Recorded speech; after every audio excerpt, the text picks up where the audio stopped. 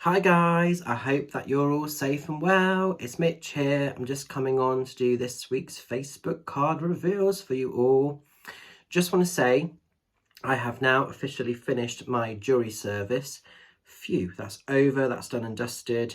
So thank you very much for everybody that's been bearing with me. I'm not going to talk too much about the case because it was a particularly dark case that I was involved in. So I'm not going to really go too much into it. All I will say very quickly, it was a case around paedophilia involving a 2-month-old baby. So I think you guys can understand and appreciate why I don't particularly want to talk about it. But it's all done, it's all wrapped up, it's all dusted. So yeah, I just want to move forward with my actual work now. So thank you very much for bearing with me. I'm going to be having the next couple of days off because tomorrow it's my husband's 50th. So we're going to be sort of celebrating that, and then I'm going to just have a day to just recover basically from all the madness of jury service. At the weekend, you can catch me Sunday at Be My Calm Therapy Centre in Weston-super-Mare. I still have 1 or 2 spaces available for private one-to-one readings face-to-face in there. If you'd like to come and see me there, drop me a message. Let's get those last couple of spaces booked in. It will be fabulous to see you. Just want to say a couple of sort of date shout outs that you may have missed before we actually go into the cards themselves. Reference my Spirit Magic UK tour. So a new date for the diary then, Saturday the 24th of June. You guys can find me at Glastonbury, West Pennard Village Hall, a fabulous event. I did that sort of venue last year and it was very well received. What's great with that venue as well is if you can't come to see me at other locations, quite a lot of people do come down for the weekend in Glastonbury and they sort of tie it up with seeing the show. So if you've not been able to get to me but you fancy a mystical weekend in Glastonbury, that one is a really good, a cool place to come and find me at. So tickets are already on sale and selling quite well. So thank you very much if you've purchased a ticket already for Glastonbury, and it would be great to see some more of you lovelies there. Bristol, you guys have been screaming at me for the longest time to sort of do something in Bristol. So this one's for you.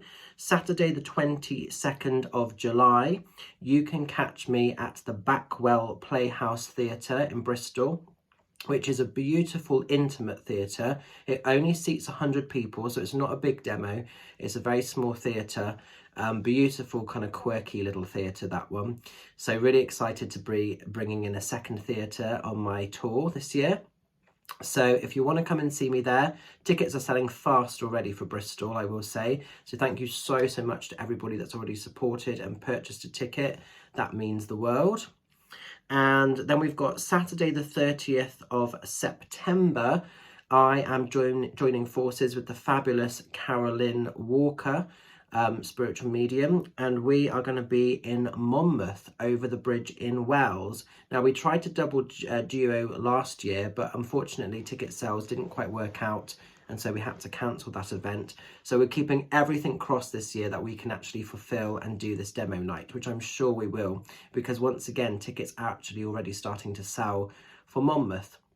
So if you're looking to sort of see us over the bridge, please come along and support. It will be a fantastic night. Carolyn is a fabulous medium, so it'd be lovely to see 2 different styles of mediumship being done.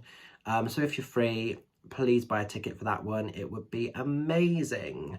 So those are sort of the dates really. And just a reminder of the sort of date coming up for your diary.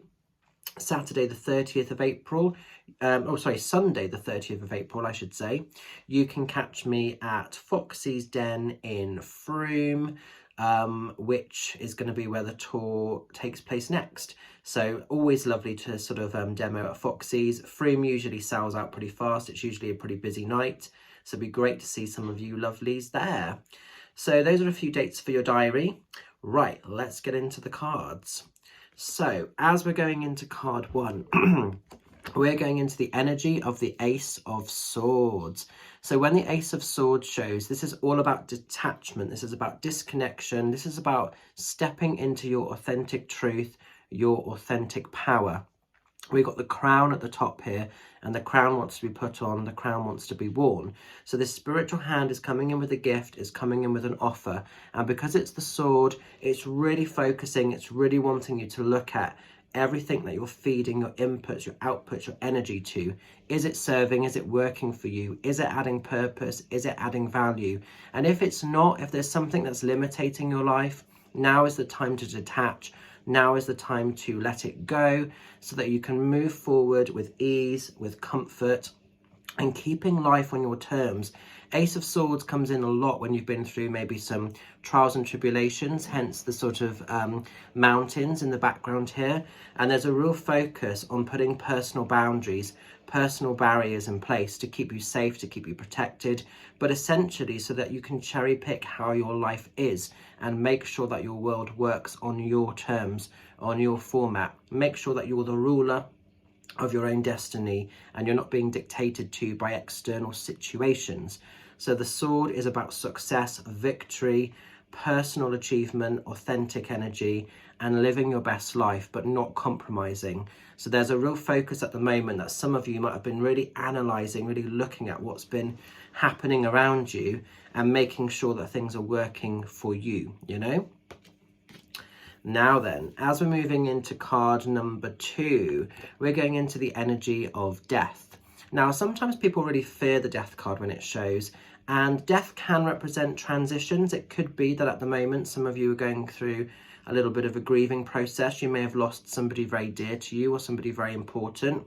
I think all of us can agree, and you've probably seen the news today, that we've lost an amazing soul to the spirit world, the beautiful Paul O'Grady. Who was a fantastic ambassador for the animal kingdom, for dogs and lots of other animals, and also a massive ambassador for the the LGBTQ community.